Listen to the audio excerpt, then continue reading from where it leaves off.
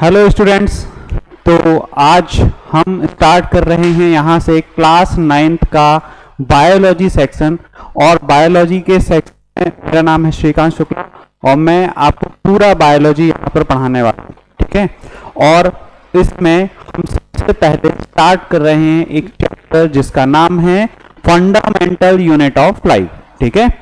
अब fundamental unit of life जब हम इस चैप्टर में इसकी जो हेडिंग है आप इसको ध्यान से अगर पढ़ें तो एक एक वर्ड का अलग अलग मीनिंग अगर हम देखते हैं तो क्या हो सकता है। आप सबसे पहले मुझे ये बताइए कि फंडामेंटल मींस व्हाट, है ना। फंडामेंटल का मतलब क्या होता है। तो फंडामेंटल वो चीज है, जैसे कि अगर मैं एक बात कहूं कि फंडामेंटल का मतलब होता है, अगर इजी वर्ड में कहें इसका मतलब होता है बेस, है ना। जैसे कि ये बिल्डिंग है जिसमें मैं पढ़ा रहा हूं, ठीक है, या फिर बिल्डिंग हो सकता है, या फिर कोई बेंच है, कोई चेयर है, या कोई भी ऐसी थिंग जिसके लिए हमें उसके बेस की जरूरत पड़ती है। जैसे और भी सारी चीजों को ले सकते हैं खाने की चीज में, जैसे कि पिज्जा हो गया, पिज्जा में भी उसका एक हम सबसे पहले बेस बनाते हैं, है ना, और बेस के ऊपर सारी चीजों को रखते हैं।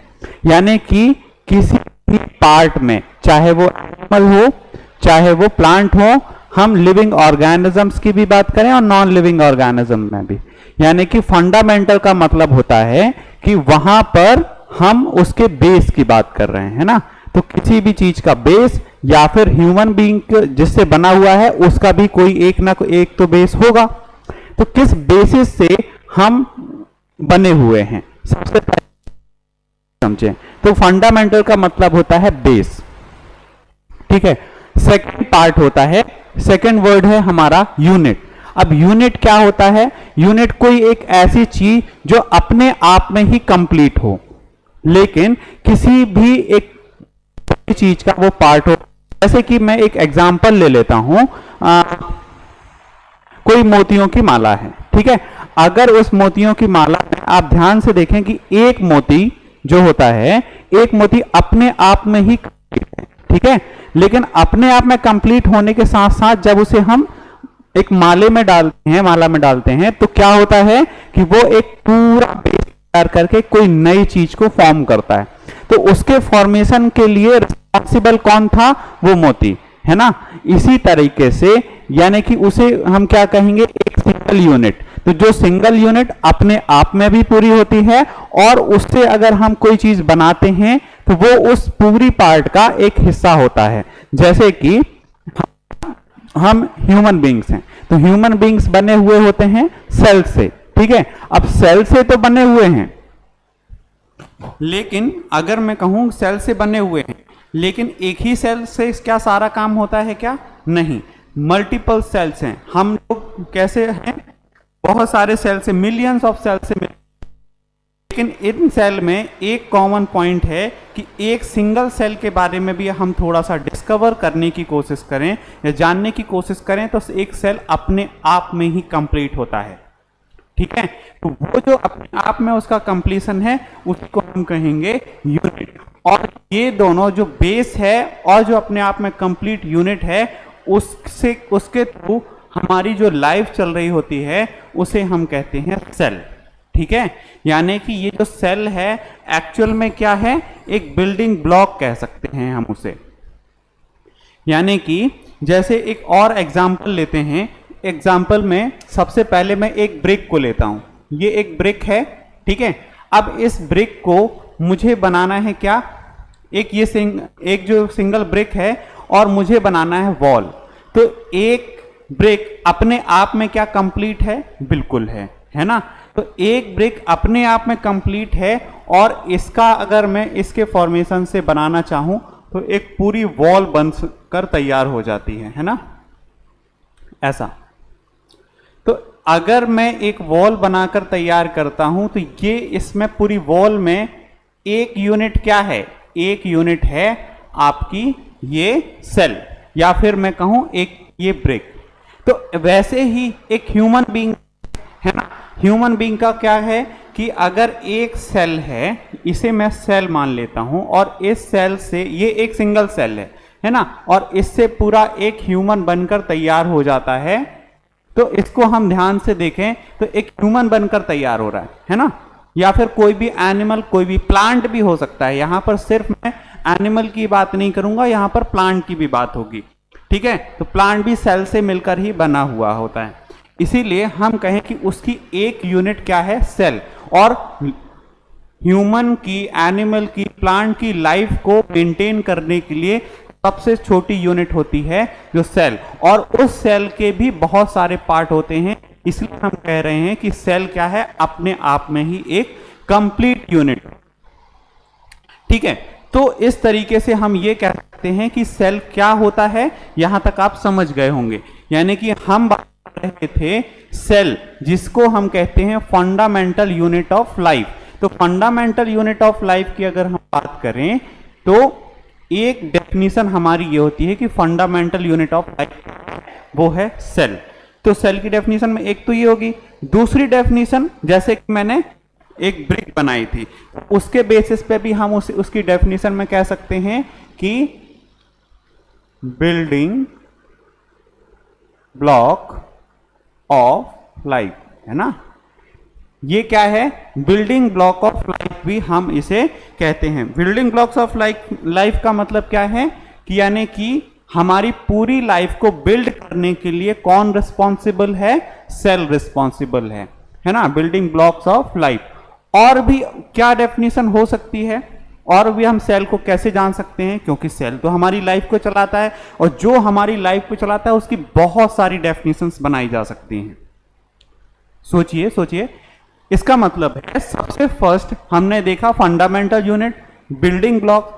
एक बात आपने ये देखा कि ये जो हमारी बॉडी है, इस बॉडी का एक फिक्स्ड शेप स्ट्रक्चर होता है, इसको बनाने के लिए भी बॉडी का जो सबसे स्मॉलेस्ट पार्ट है सेल, वही रिस्पॉन्सिबल है।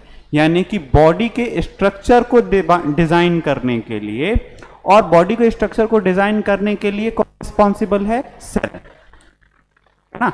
किसकी बॉडी का, एनिमल का, प्लांट का, या सारे लिविंग ऑर्गेनिजम्स की बात करें, सारी लिविंग थिंग्स की बात करें, तो वो क्या है, सेल से मिलकर बनी है, और उस सेल से जब मिलकर जब बनती हैं तो वो उसका स्ट्रक्चर भी डिसाइड करती हैं। कि जैसे कि ये मेरा हैंड है, इस हैंड का स्ट्रक्चर कैसा होना चाहिए, इसका शेप कैसा, ये भी किस पर डिपेंड करता है, हमारे अंदर प्रेजेंट सेल्स में, ठीक है। तो इस पर डिपेंड करता है। अब और क्या काम हो सकता है सेल का, हाँ वेरी गुड, सेल का और भी काम होता है कि जैसे कि आप कुछ खा रहे हैं, पी रहे हैं, खेल रहे हैं, कोई भी एक्टिविटी परफॉर्म कर रहे हैं, है ना, चाहे वो आप पढ़ रहे हो चाहे ना पढ़ रहे हो, 24 घंटे फोन में ही लगे क्यों ना हो, यानी कि आपका ब्रेन वर्क कर रहा है ना। या तो आप ब्रेन के थ्रू काम कर रहे हैं, आप खा रहे हैं तो आपके अंदर एक डाइजेशन सिस्टम बना हुआ है, ठीक है।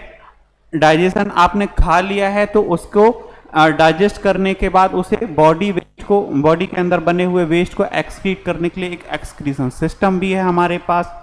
जो चीजें लेते हैं न्यूट्रिशन भी हमें मिलता है ना, तो वो न्यूट्रिशन भी हम एब्जॉर्ब कर रहे होते हैं। बॉडी में हमारे पास हार्ट भी है, और उस हार्ट से हम क्या करते हैं, जो आप लोग सोच रहे हैं उससे भी बहुत सारी चीजें हम एक्स्ट्रा करते हैं। तो क्या करते हैं, हमारी बॉडी इस हार्ट से हमारे ब्लड को पंप करती है, ठीक है। और पंप करने के साथ साथ हम क्या देखते हैं कि बॉडी में सर्कुलेशन सिस्टम एक बन हो जाता है, जो कि हमारी वेन्स और आर्टरीज के थ्रू हमारी पूरी बॉडी में फैलता है, ठीक है। हम देख पा रहे हैं, हम सुन पा रहे हैं, हम कैसे बोल पा रहे हैं, सारी एक्टिविटीज कौन परफॉर्म करता है, हाँ बॉडी के अंदर ये जो सिस्टम भी बने हुए हैं ना, एक्चुअल में सेल के ही बने हुए हैं, है ना, और सेल से ही बने हुए हैं, तो इसके लिए रिस्पॉन्सिबल भी सेल ही है। अगर रिस्पॉन्सिबल सेल, तो मैं ये कह सकता हूं कि जो भी हमारे फंक्शंस परफॉर्म हो रहे थे वो फंक्शन परफॉर्म कौन कर रहा है? वो भी सेल कर रहा है ना। और ये सब किस चीज के लिए जरूरी है? हमारी लाइफ के लिए जरूरी है। तो लाइफ के लिए जरूरी है, इसीलिए हम डेफिनेशन में एक लाइन और भी कह सकते हैं कि ये क्या है? Structural and functional unit of life. ठीक है, तो थर्ड डेफिनेशन, तो जो चैप्टर का नेम है हमारी, वो फर्स्ट डेफिनेशन हुई। सेकेंड डेफिनेशन जिसको हम कहेंगे बिल्डिंग ब्लॉक ऑफ लाइफ, और थर्ड डेफिनेशन हम इसको लेट कर लेते हैं कि स्ट्रक्चरल एंड फंक्शनल यूनिट। ठीक है, ये तीन पार्ट हमने देखे कि कौन कौन से रहेंगे। ठीक है, अब हम बात करते हैं सेकेंड सेल के पार्ट की, डिस्कवरी की। आखिर सेल को डिस्कवर किसने किया? हमारे आप जैसे फालतू लोगों के का काम है क्या? ये कह सकते हैं, है ना। एक ऐसे महानुभाव थे, साइंटिस्ट थे। वो साइंटिस्ट कब बने? जब उन्होंने किसी को कुछ काम किया, है ना। जैसे कि आप लोग हैं, अभी पढ़ रहे हैं, है ना। जब आप कुछ पढ़कर बन जाते हैं और उसमें आप कुछ डिस्कवर करने की कोशिश करते हैं, कुछ न्यू इनोवेट करने की कोशिश करते हैं, यानी कि कंटिन्यूअसली वर्क कर रहे हैं। तो अगर कंटिन्यूअसली वर्क कर रहे हैं तभी हम ये कह सकते हैं कि आप कुछ डिस्कवर कर पाएंगे। एक फ्री माइंड हो बैठना भी हमारे लिए क्या है? हमारे लिए ये मतलब नहीं है कि आप हर समय फ्री बैठे रहें। फ्री माइंड होकर बैठने का मतलब हमारी फ्यूचर के साथ साथ सोचना। अगर कोई चीज दुनिया में एग्जिस्ट करती है,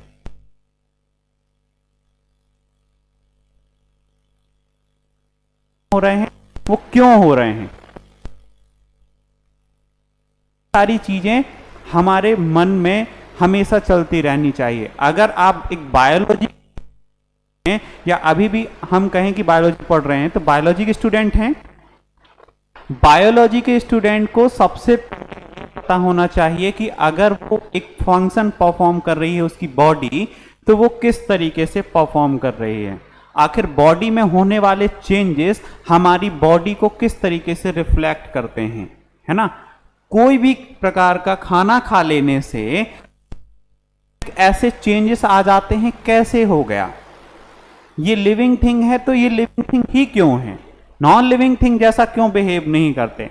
हम चल फिर कैसे पा रहे हैं? हमारी बॉडी का फंक्शन, हमारे ब्रेन कैसा काम कर रहा है? ये सारी चीजें सोचने वाली बात है। और उससे भी बेसिक फंडामेंटल क्या है कि हमारी बॉडी बनी कैसे, है ना। तो बॉडी बनी कैसे, उस पर भी ध्यान हम बात,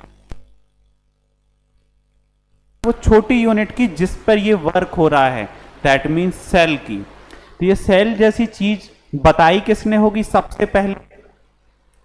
तो एक बहुत फालतू इंसान बैठे हुए थे, हम उनको इसलिए कह रहे हैं सिर्फ समझने के लिए। एक पेड़, न्यूटन बैठे हुए थे, सेब को देख रहे थे, है ना।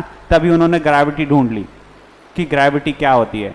उसी तरीके से यहां पर भी एक पेड़ के नीचे बैठे हुए थे एक साइंटिस्ट, जिनका नाम है रॉबर्ट हुक। कौन है? Robert hook. सब फ्री टाइमर बैठे हुए थे। कब की बात है? ये बहुत पुरानी 1665 के समथिंग की बात है ना। 1665 के समथिंग टाइम ये पेड़ के नीचे बैठे हुए थे, कुछ चाकू वगैरह लेकर बैठे हुए होंगे, है ना।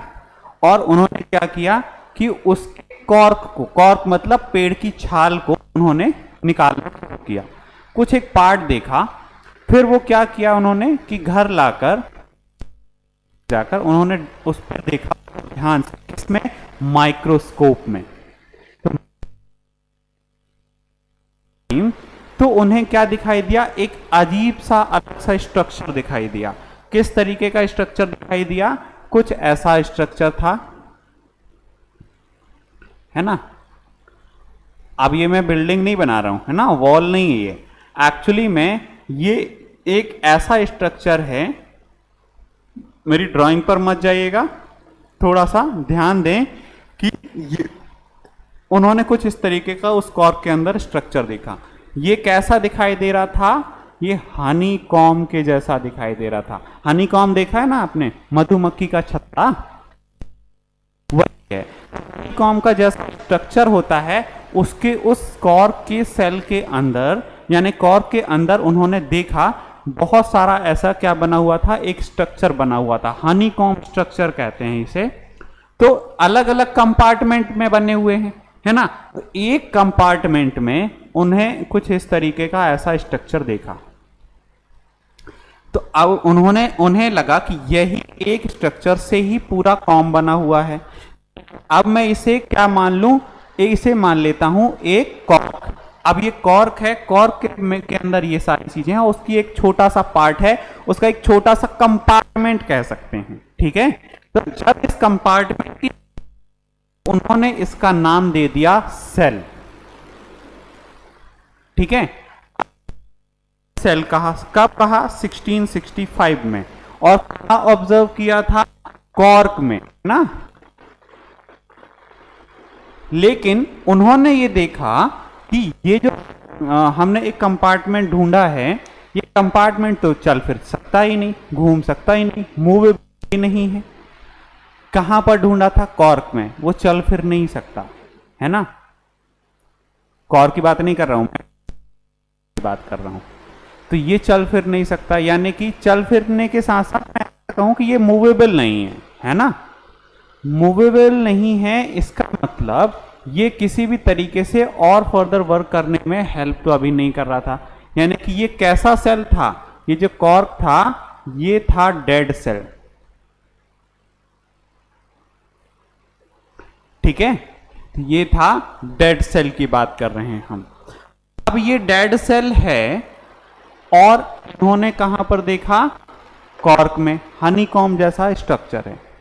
लेकिन आपको ये पता होना चाहिए कि अगर ये डेड है तो लिविंग चाहिए था, लेकिन ये कॉर्क भाई साहब ने ऐसा सोचा ही नहीं, है ना। अगर इन्होंने ऐसा नहीं सोचा तो फिर किसने सोचा कि लिविंग भी हो सकता है? तो मैं जैसा कहता हूं कि साइंटिस्ट इंसान तभी बनता है जब वो सोचता है ना, किसी नए चीज के बारे में, के बारे में, अपने आसपास की चीजों को अगर वो ऑब्जर्व करेगा तो ही मैंने कुछ डिस्कवर किया है। आप क्या डिस्कवर कर रहे हैं जरूर बताइएगा, ठीक है। लेकिन अब हम रॉबर्ट हुक के बाद, मैं ऊपर की तरफ ये डेफिनेशन मिटा दे रहा हूं, आप लोग नोट कीजिएगा जब भी, ठीक है। मैं धीरे धीरे जो हम पढ़ते जाएंगे मैं उसको रब करता जाऊंगा। रॉबर्ट हुक के बारे में हमने पढ़ा। सेकेंड पार्ट, क्योंकि ये फर्स्ट था, सेकेंड जो था, तो एक और इंसान आए और उस ने क्या किया? सबसे पहले कि घूमते फिरते हुए मंदिर के आसपास, मैं ऐसे ही जस्ट मंदिर कह रहा हूं, वो घूमते फिरते हुए किसी पॉन्ड में पहुंचे, है ना। पॉन्ड के चारों तरफ वो घूम रहे थे। घूमते घूमते उनकी नजर पड़ी कहां पर? कुछ ऐसे लिविंग थिंग्स पर जो कि पॉन्ड के अंदर थे, है ना। उन्होंने क्या कहा? अब वो पॉन्ड के अंदर थे तो क्या जीव पर नजर पड़ी होगी? नहीं। एक्चुअली में उन्होंने क्या किया कि पॉन्ड का थोड़ा सा वाटर लिया, घर आया, है ना, उसे लेकर घर आए और घर लाकर उन्होंने क्या किया? स्कोप में देखने की कोशिश की, है ना। तो उन्होंने इलेक्ट्रॉन माइक्रोस्कोप जैसी आजकल चीजें बन चुकी हैं, लेकिन उन्होंने भी एक और माइक्रोस्कोप बनाया। इसी जो माइक्रोस्कोप बनाया खुद के बनाए हुए माइक्रोस्कोप में, क्योंकि वो घर पे भी थे, तो उन्होंने क्या बनाया था? एक माइक्रोस्कोप बनाया हुआ था, और पहले इन्होंने ही माइक्रोस्कोप बनाया था, ठीक है। तो माइक्रोस्कोप बनाया, तो ऐसे कौन से पर्सन है जिन्होंने माइक्रोस्कोप बनाया? हम बात कर रहे हैं ल्यूवेनहॉक की। अब ये ल्यूवेनहॉक जो भाई साहब हैं जिनके बारे में हम बात कर रहे हैं, ये इन्होंने पॉन्ड वाटर को कब घर लाए? 1674 में। अब देखो यहां से कितना डिफरेंस है? 65 से 74 तक, जब तक इनकी बात दुनिया को पता चलती ना, तब ही हम सोच सकते हैं। हम क्या सोचते हैं जब भी आप क्या करते हैं कि कुछ सोचते हैं कि हमें कुछ करना है, फिर आप सोचेंगे कि हमें क्या नया इनोवेट करना है, और उस नए इनोवेशन के टाइम पर जिस भी चीज को आप सोचेंगे तो आपको तो ऐसा लगेगा कि ये सारी चीज तो पहले से बन चुकी हैं। जैसे कि मैं इस पेन की बात करूं, इस माइक की बात करूं, ये हमारे ऊपर फैन लगा हुआ है, इसकी बात करें, आप कुछ भी देखें कि हमने सब कुछ पहले से क्या कर चुके हैं, डिस्कवर कर चुके हैं। कुछ नया डिस्कवर को रह ही नहीं गया, हम उसके बियॉन्ड देखने की कोशिश करते हैं। इन्होंने भी वैसा ही किया कि डेड सेल इन्होंने डिस्कवर किया था, तो इन्होंने पॉन्ड वाटर को लाया, अपने माइक्रोस्कोप में देखा, और देखने के बाद उन्हें कुछ मूविंग चीजें दिखाई दी, कुछ मूविंग लिविंग थिंग्स थी, और उनको उन्होंने बहुत स्मॉलेस्ट स्ट्रक्चर को उन्होंने कहा कि इन्होंने डिस्कवर किया एक लिविंग सेल को। ठीक है, अब लिविंग सेल को डिस्कवर करने वाले थे ल्यूवेनहॉक। अब ल्यूवेनहॉक ने अगर इनको डिस्कवर किया तो फर्स्ट लिविंग सेल को इसने डिस्कवर किया, हाँ, फर्स्ट लिविंग सेल डिस्कवर करने वाले थे ल्यूवेनहॉक। अब ल्यूवेनहॉक को जैसे इन्होंने देखा, फिर उसके बाद माइक्रोस्कोप भी किसने बनाया था, ल्यूवेनहॉक ने। तो इन्हें फादर ऑफ माइक्रोबायोलॉजी भी कहा जाता है ना, फादर ऑफ माइक्रोबायोलॉजी भी किसको कहते हैं, ल्यूवेनहॉक को। इस तरीके से हम ये देखते हैं कि यहां पर उन्होंने देखा। फिर माइक्रोस्कोप के बारे में मैं बार बार क्यों कह रहा हूं, उसका भी एक रीजन है। रीजन ये है कि जब हम माइक्रोस्कोप में देखते हैं तो उसकी कैपेसिटी को बढ़ाते हैं, इलेक्ट्रॉन माइक्रोस्कोप जैसी चीजें भी आ गई, हम बहुत सारी चीजों को इतना जूम करके देख पा रहे हैं जैसा कि हम पहले कभी सोच भी नहीं सकते थे। और ये टाइम है 1674 का। ठीक है, तो इस टाइम में अगर आप देखें ध्यान, इस टाइम के बाद एक और साइंटिस्ट आया जो लिविंग सेल को उन्होंने और भी ज्यादा जूम करके देखा। ठीक है, लिविंग सेल को जूम करके देखने का क्या मतलब है, सेल के अंदर और भी कुछ उनको मिला होगा, क्या होगा? तो सेल के अंदर एक पार्ट होता है जिसे हम कहते हैं न्यूक्लियस, है ना। ये न्यूक्लियस क्या होता है इसे हम बताएंगे, लेकिन इन्होंने, ये कौन साइंटिस्ट थे, इनका नाम था रॉबर्ट ब्राउन। तो रॉबर्ट ब्राउन ने न्यूक्लियस को डिस्कवर किया, लेकिन कब किया, बहुत तुरंत नहीं, कुछ समय के बाद, बहुत टाइम के बाद इन्होंने डिस्कवर किया, मतलब लगभग 1831 के अराउंड, है ना। 1831 में रॉबर्ट ब्राउन ने न्यूक्लियस को डिस्कवर करने वाले ये पहले साइंटिस्ट थे। अब न्यूक्लियस तो डिस्कवर हो गया, लेकिन क्या आपको पता है कि सेल के अंदर सिर्फ न्यूक्लियस होता है? नहीं, सेल के अंदर बहुत सारे सेल ऑर्गेनेलीज भी होते हैं। ये हम पढ़ेंगे कि उसके अंदर क्या क्या होता है। अभी के लिए सिर्फ इतना जाने कि अगर मान लेते हैं कि ये एक सेल है, इसके अंदर एक न्यूक्लियस है, तो इसके अंदर एक लिक्विड भरा हुआ होता है जिसे हम कहते हैं साइटोप्लाज्म।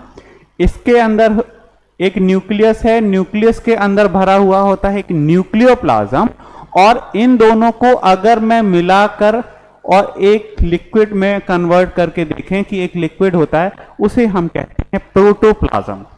ठीक है, तो इसके बाद न्यूक्लियस तो डिस्कवर हो ही गया था, सेल भी डिस्कवर हो गया था, डेड भी और लिविंग भी, और उसके बाद एक और पार्ट जिसे मैं कह रहा हूं प्रोटोप्लाज्म, इसको डिस्कवर भी एक पर्सन ने किया। आप सोच सकते हैं कौन है वो? ग्रेट, पुरकेनजी ने किया था, है ना।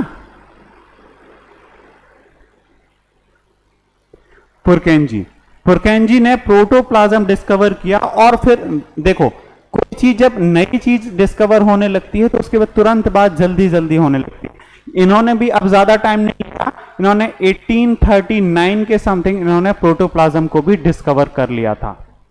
इतनी सारी चीजें तो आपने देख ली, लेकिन आप ये बताएं मुझे कि इतनी चीजें डिस्कवर होने के बाद भी और कुछ डिस्कवर करने को रह जाता है। डिस्कवर करने को तो रह जाता होगा, हम कह सकते हैं पार्ट है कि आप इस डिफाइन कैसे करेंगे, यानी कि इनके ऊपर कुछ थ्योरीज भी तो होनी चाहिए कि आखिर ये है क्या, ये कैसे वर्क करते हैं, ये आए कहां से, क्या ये सेल हैं, ये कहां पर कंप्रेस्ड होते हैं, इस तरीके से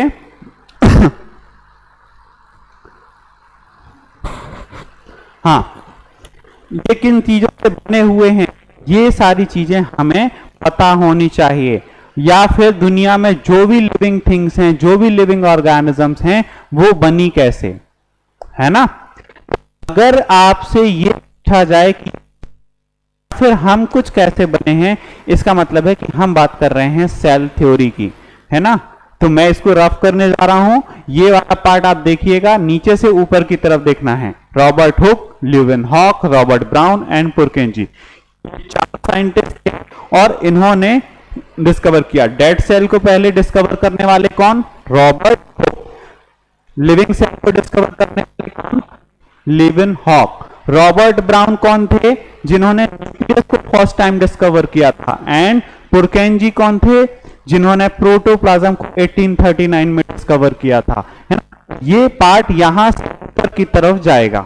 तो अब मैं ये पार्ट रफ कर रहा हूं और हम आगे बढ़ेंगे सेल थ्योरी पर, है ना। क्योंकि इन सारी चीजों के बारे में जब हम कुछ चीज डिस्कवर करते हैं तो उसके बारे में इंफॉर्मेशन देना भी तो हमारा काम है। अगर मैंने ये पेन डिस्कवर किया और डिस्कवर करने के बाद आपको ये लगा कि ये है क्या, हम बताएंगे कैसे, इसको एक्सप्लेन कैसे करेंगे कि ये है क्या। आपने कुछ बना लिया और बनाने के बाद उसे बताएंगे कैसे कि क्या है और इससे क्या बनता है, ठीक है। इसका मतलब सेल को जब बनाया तो एक 2 साइंटिस्ट थे, या फिर मैं कहूं 2 बायोलॉजिस्ट थे, है ना। 2 बायोलॉजिस्ट। कौन कौन से बायोलॉजिस्ट के बारे में बात कर रहे हैं? मैं बात कर रहा हूं सेल्डन एंड शेचवान के बारे में, ठीक है।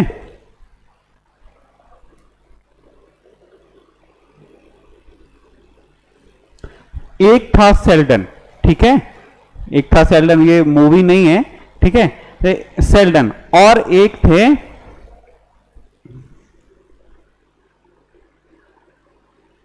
सेचवान, यानी कि इन 2 साइंटिस्ट थे और इन दोनों साइंटिस्ट ये बायोलॉजिस्ट थे, ठीक है।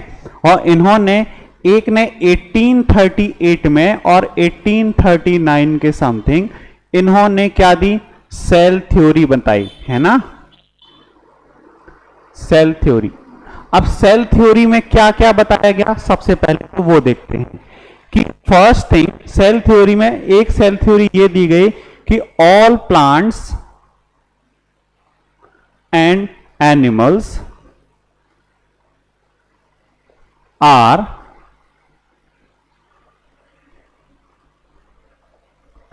कंपोज्ड। किन चीजों से कंपोज्ड हैं?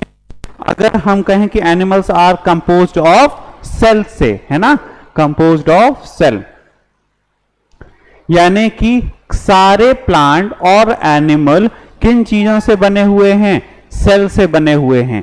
इसका मतलब अगर मैं सेल थ्योरी की बात कर रहा था तो सेल से बने हुए चीजें ही हम हैं, जैसे कि प्लांट और एनिमल्स या फिर ऑल लिविंग थिंग्स। दूसरी थ्योरी क्या दी इन्होंने? एक थ्योरी, हाँ थोड़ा सा वो साउंड की प्रॉब्लम हो गई थी इसलिए थोड़ा सा अभी वीडियो बंद किया, ठीक है। इसलिए हम कहां पर थे? हम देख रहे थे कि वर्चाव ने क्या बताया। हम सबसे पहले यही सोचते हैं ना कि क्या है, कोई भी सेल है जिसके बारे में हम बात कर रहे हैं वो आया कहां से, उसका ओरिजिन कहां से हुआ। तो हर एक सेल अपने प्री एग्जिस्टिंग सेल से ही बना हुआ होता है और उसका मेन रीजन है सेल डिवीजन। जैसे कि इंसानों में हम इंसान के क्या और अदर लिविंग ऑर्गेनिज्म की हम बात करें तो वो क्या करते हैं? रिप्रोडक्शन करते हैं और एक अपने नए यंग वंश को प्रोड्यूस करते हैं। वैसे ही एक सेल अपनी ही बॉडी से दूसरे सेल को प्रोड्यूस करता है। सेल बॉडी की बात कर रहा हूं, है ना। तो वैसे ही हर एक सेल अपने प्री एग्जिस्टिंग सेल से होता है उसका रीजन है सेल डिवीजन। इस सेल डिवीजन इस चैप्टर के लास्ट वाला ये पार्ट है माइटोसिस और मियोसिस, इसको हम बेटर तरीके से और भी अच्छे से कवर करने वाले हैं। अब हम कुछ एक पार्ट देख लेते हैं। हमने सेल थ्योरीज देखी है ना, और सेल थ्योरीज के बाद हमने देखा कि क्या क्या अभी तक डिस्कवर किया गया है या सेल के बारे में बताया गया है ना। अब सेल के बारे में बताया गया है तो सेल के कौन कौन से पार्ट होते हैं उस पर हम थोड़ा सा फोकस करते हैं। सेल के मेन पार्ट में एक तो होता है सेल वॉल। सेल वॉल सभी में हो ये जरूरी नहीं है ना, सेल वॉल सभी में हो ये जरूरी नहीं है। तो किसमें सेल वॉल होती है, कहां पर नहीं होती है, वो हमको देखना है। Cell membrane, cytoplasm, nucleus and cell organelles, तो ये तो मेन पार्ट थे हर एक सेल के लिए। लेकिन सेल के अंदर भी जो प्रेजेंट होते हैं उनको हम कहते हैं सेल ऑर्गेनेलीज, और सेल ऑर्गेनेलीज के पार्ट हैं जैसे कि लाइसोसोम, गोल्गी अपैरेटस, ईआर जिसे हम कहते हैं endoplasmic reticulum, plastids, vacuole and mitochondria. ये हमारे सेल के वो पार्ट हैं जो सबसे इंपॉर्टेंट पार्ट में से एक हैं, और ये कहें कि यही हमें थ्रू आउट द चैप्टर पढ़ना है। हर एक को डिटेल से पढ़ने का काम करना है हमें सेल के अंदर कि, और इन्हीं की वजह से हमारी लाइफ चलती है, इसी से हमारा स्ट्रक्चर बनता है, इन्हीं से हमारा फंक्शन परफॉर्म होता है। किसका, हमारा, यानी कि बॉडी का स्ट्रक्चर की बात कर रहे हैं ना। तो किसी भी लिविंग ऑर्गेनिज्म में फंक्शन और उसका करता है सेल पर और उसके अंदर होने वाले चेंजेस पर, है ना। और सेल क्या क्या परफॉर्म कर सकता है, हर एक छोटे छोटे पार्ट को हमको बारीकी से देखना है। तो और लास्ट में एक सेल दूसरे सेल में कैसे बदल जाता है, एक सेल कन्वर्ट होकर दूसरे सेल में कैसे बनता है ना। तो ये सारी चीजें हमको देखनी है। सेल डिवीजन हमें देखना है जिससे हम ये कह पाएंगे कि एक सेल से दूसरे, हमारी बॉडी में कितने सेल डिवीजन होते हैं, कैसे सेल डिवीजन होता है, ये पार्ट भी हम देखेंगे कि सेल डिवीजन एक्चुअल में क्या है।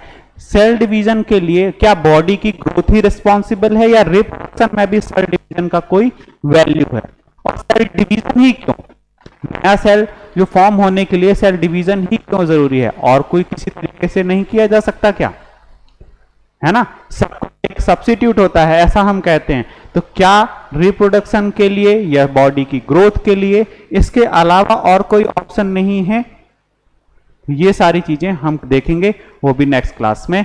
तब तक के लिए थैंक यू।